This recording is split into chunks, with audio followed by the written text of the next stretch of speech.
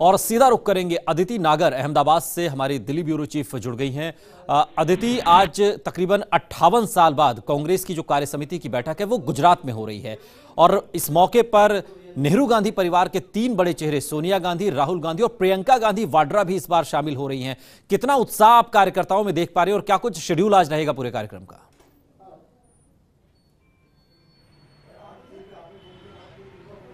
ना सिर्फ 58 साल बाद, लेकिन एक इतिहास और है। हम साबरमती गांधी आश्रम स्मारक के बाहर हैं, ये संग्रहालय भी अंदर है। कुछ ही देर में नेता पहुंचना शुरू होंगे, लेकिन आपको एक और बात बताएंगे। ठीक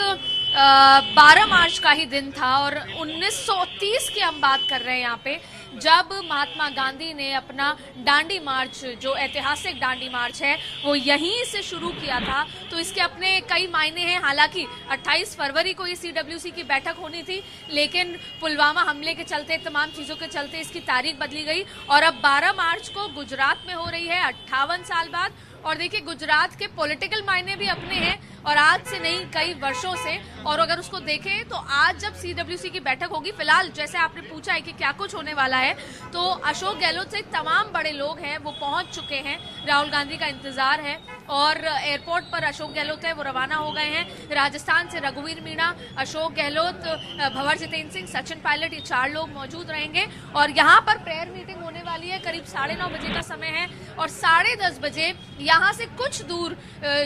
जो बैठक की जगह है CWC, जहाँ पर बैठक होगी और करीब 2 घंटे वो बैठक वहाँ चलेगी। और बहुत महत्वपूर्ण इसलिए भी है कि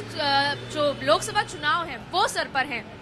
और मैनिफेस्टो से लेकर, और बार बार ये सवाल उठ रहा है कांग्रेस पे कि जो बीजेपी ने अब राष्ट्रवाद का, अब जिस तरीके से माहौल बन गया है, बीजेपी ने वो तमाम विकास के एजेंडे से अब जनता राष्ट्रवाद के मुद्दे पे बीजेपी के साथ खड़ी हो गई है, तो उसकी काट क्या होगी। तो आज की बैठक में हालांकि मैनिफेस्टो से लेकर तमाम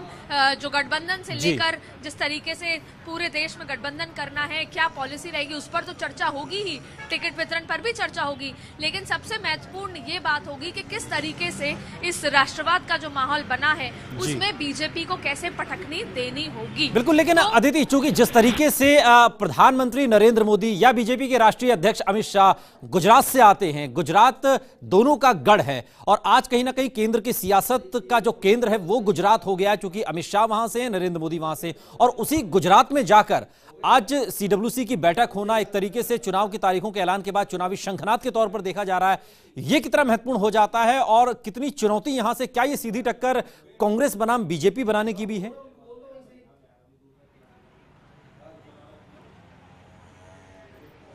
देखिए, यही वजह थी कि मैंने आपसे कुछ देर पहले कहा था कि गुजरात जो है पॉलिटिकल मायनों से बहुत महत्वपूर्ण है, ना सिर्फ आज से कई वर्षों से है, कई वर्षों से है। लेकिन अब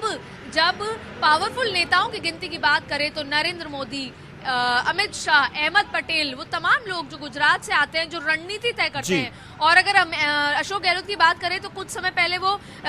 जो गुजरात के प्रभारी थे, जब वो यहाँ पर विधानसभा चुनाव था, तब आप देख सकते हैं कि पंजा लड़ाई हुई। बीजेपी उस एक्सपेक्टेशन पे नहीं आ पाई जो वो आना चाहती थी। जिस तरीके से प्रधानमंत्री देश के गुजरात से आते हैं, लेकिन कांग्रेस ने अच्छी टक्कर दी। और वहीं आज जब पाटीदार आंदोलन के जो नेता हैं वो आज शामिल होने वाले हैं, हार्दिक पटेल, तो बीजेपी के लिए भी और कांग्रेस के लिए निश्चित तौर पर बीजेपी के लिए मुश्किलें थोड़ा सा यहां पर इसलिए बढ़ जाती है क्योंकि हार्दिक पटेल भी अपना एक कद गुजरात में रखते हैं। अदिति, लौटेंगे आपके पास, लेकिन अब आपको हम सुनाते हैं कि जब CM गहलोत अहमदाबाद पहुंचे तब उन्होंने क्या कुछ कहा है। क्योंकि जिस प्रकार देश के हालात बन गए हैं मोदी जी के राज के अंदर, किसी को उम्मीद नहीं थी कि ऐसा भय का, आतंक का माहौल बनेगा, अविश्वास का माहौल बनेगा। और ये धरती वो है जहाँ अहिंसा का मैसेज हुआ है पूरी दुनिया को। तो हम उम्मीद करते हैं कि आज के वर्किंग कमेटी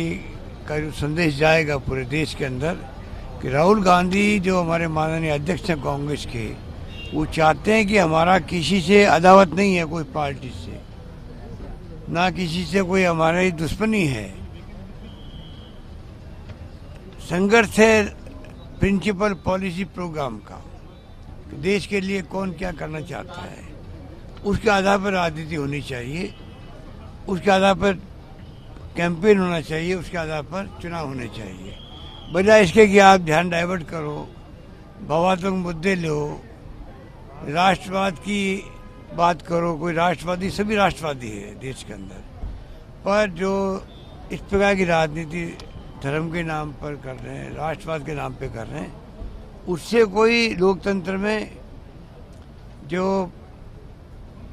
एक संदेश जाना चाहिए कि आप चाहते क्या हो, उसकी बजाय आप ध्यान डाइवर्ट करके भावात्मक मुद्दे लेके चुनाव जीतना चाहते हैं, तो देश की जनता समझ चुकी है आपकी चालों को। आपने खूब जुमले बोल लिए, इसलिए मैंने कहा पिछले चुनाव जो हुए थे 13-14 में, उसमें मोदी जी जो बोलते थे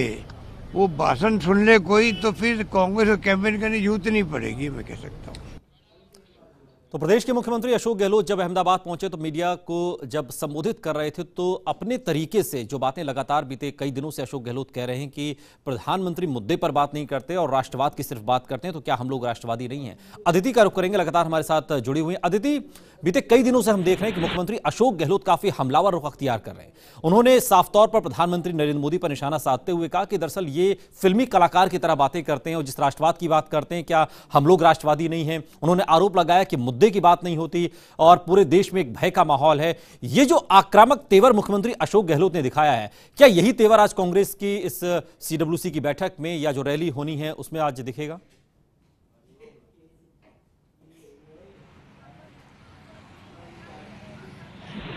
जो अशोक गहलोत साहब के आक्रामक तेवर हैं ये आज से नहीं है और ये बहुत लंबे समय से इसी तरीके से कि जो मुद्दा भटक गए हैं, चाहे प्रिंसिपल्स की अभी उन्होंने बात की कि हमारी विचारधारा की लड़ाई है, तमाम चीजों को लेकर लगातार। लेकिन अब वक्त है कि कांग्रेस कि ना सिर्फ अशोक गहलोत लेकिन तमाम कांग्रेस इस आक्रामक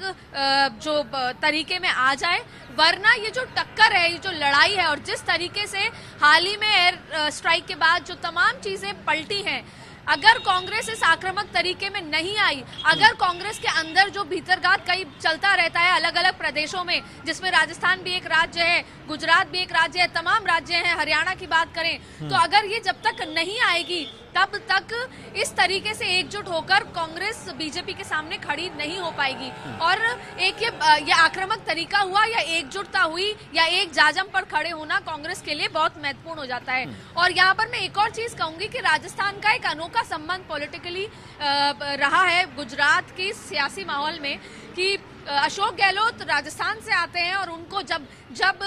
ये गुजरात का चुनाव और खास तौर पे गुजरात का रेलेवेंस दिल्ली में जब बहुत चरम पर था, तब उनको प्रभारी बनाया गया और यहाँ पर दो हाथ उन्होंने किए। उसके अलावा ओम माथुर ना सिर्फ आज से, बहुत लंबे समय से, जो कि राजस्थान से आते हैं, नरेंद्र मोदी के क्लोज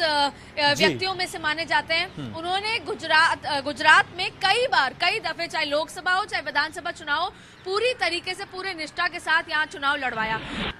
बीच में एक समय आया जब भूपेंद्र यादव, जो कि राजस्थान से उन्होंने पढ़ाई की, अजमेर से, और बड़े नेता हैं केंद्र में, वो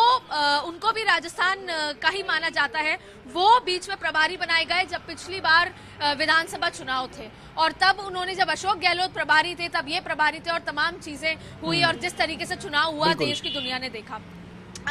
देश भर ने, पूरी जनता ने देखा। और अब वापस से ओम माथुर को बना दिया गया है चुनाव प्रभारी यहाँ पर, और नरेंद्र मोदी ने पुराना विश्वास जगाते हुए ओम माथुर के हाथ में कमान दे दी है। अब जो बात है कि यहाँ पर गुजरात के गढ़ में सीडब्ल्यूसी करना, रैली करना, पाटीदार नेता को शामिल करना, ये एक बड़ी चुनौती है गुजरात में आकर देना, क्योंकि अगर गुजरात में सीटें कम होती हैं तो ये एक बड़ा सवाल होगा कि क्या नरेंद्र मोदी की। थोड़ा सा हम अगर पीछे जाएं तो चूंकि विधानसभा चुनाव जब हुआ था तब एक कांटे का मुकाबला देखा गया था और बहुत ज्यादा अंतर बीजेपी और कांग्रेस में नहीं देखा गया और कांटे की टक्कर में बहुत जीत के करीब बढ़ती हुई कांग्रेस लग रही थी। लेकिन यह ठीक है कि बीजेपी ने सत्ता वापस हथिया ली और मुख्यमंत्री बीजेपी के आज वहां पर हैं। लेकिन फिर भी अब जो लोकसभा चुनाव है उसमें दो नए फैक्टर जुड़ रहे हैं। एक तो पाटीदार नेता जो हार्दिक पटेल है वो आज कांग्रेस का दामन थाम रहे हैं, दूसरा प्रियंका गांधी का फैक्टर। हमने यूपी में देखा था, लखनऊ की सड़कों पर प्रियंका गांधी को लेकर कांग्रेस के कार्यकर्ताओं में भी और आम लोगों में एक उत्साह तो नजर आ रहा था।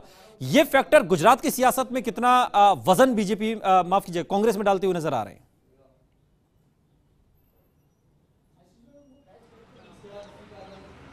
देखिए, एज अ पत्रकार जो मेरा एनालिसिस है मैं वो आपको प्रियंका गांधी के मामले में यहाँ बताना चाहूंगी। देखिए, जब प्रियंका गांधी को राजनीति में लाने का सक्रिय तरीके से वो हमेशा रही हैं, लेकिन अभी हाल ही में जब ये बात हुई कि उनकी ज्वाइनिंग होगी, उनको जनरल सेक्रेटरी बना दिया गया है, तो मैंने अपने आंखों देखा वो हाल देखा था दिल्ली में कि जिस तरीके से भारतीय जनता पार्टी कार्यालय में भीड़ रहती थी उससे दुगनी तरीके से कांग्रेस मुख्यालय में भीड़ रहने लगी। मैं यहाँ पर राहुल गांधी की लोकप्रियता पे प्रश्न नहीं उठा रही हूँ, लेकिन मैं ये कहूंगी कि प्रियंका गांधी को जब सक्रिय तरीके से उनको बनाने की बात तमाम चीजें हुई, तब कार्यकर्ताओं में कश्मीर से कन्याकुमारी तक कहा जा सकता है कि जोश था। खास तौर पे जो साउथ का इलाका है वहां भी बहुत जोश था और कार्यकर्ता बिना वजह ही एआईसीसी मुख्यालय आकर घूमते थे, बैठते थे और इंतजार था। उसके बाद उत्तर प्रदेश भी गई, उत्तर प्रदेश में भी काफी कुछ माहौल बदला, उन्होंने रैली भी करी, लेकिन कांग्रेस के साथ ना सिर्फ उत्तर प्रदेश, गुजरात, दिल्ली या मैं बात कर रही हूँ, कांग्रेस के जो रूट लेवल पर जो कार्यकर्ता हैं उनको जगाने का काम बहुत जरूरी है, क्योंकि बड़े नेता हैं, जाते हैं, भाषण देते हैं, तमाम चीजें होती हैं और उसके बाद जब वो चले जाते हैं तो जो रूट लेवल पे जो कैडर होता है, जो कार्यकर्ता के काम करने वाले लोग होते हैं वो नहीं होते, तो ऐसे में वो जो माहौल बना होता है वो खत्म हो जाता है। मैं हाल ही में उत्तर प्रदेश गई तो मेरे को ये माहौल वहां नजर आया कि उत्तर प्रदेश में प्रियंका गांधी का माहौल हुआ, उसकी चिंता, उसके जो चेहरे पर शिकन बीजेपी के भी दिखी, बसपा के भी दिखी, सपा के भी दिखी, लेकिन जब प्रियंका गांधी के दौरे वहां हो चुके थे, वो दिल्ली आ गई थी और जब माहौल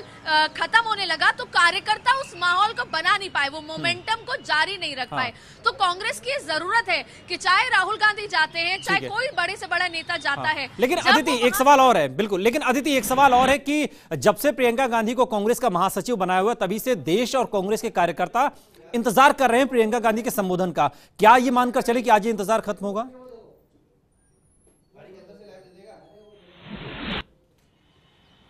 आज सबकी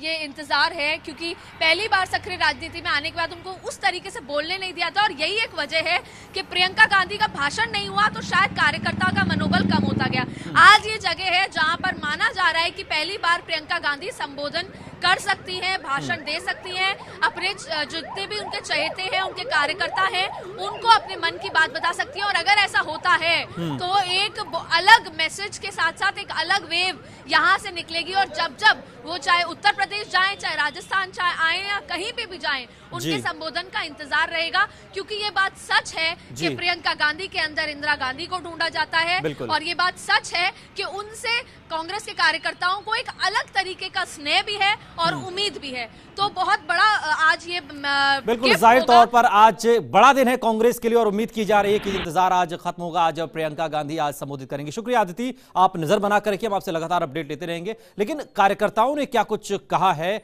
जो वहां पर पहुंचे, कुछ नेता भी वहां पर पहुंचे हैं, जरा उन्हें सुनिए। वर्किंग कमेटी की मीटिंग के लिए हमारे एआईसीसी के जनरल सेक्रेटरी, संगठन के प्रभारी सांसद वेणुगोपाल जी यहाँ पर आए हैं। कल से सभी आदरणीय नेतागणों का यहाँ पर आना लगा है। कांग्रेस अध्यक्ष, यूपीए की चेयरपर्सन, पूर्व प्रधानमंत्री डॉक्टर मनमोहन सिंह जी सभी थोड़ी देर में यहाँ पर आएंगे। It is going to be one of the historical CWC meetings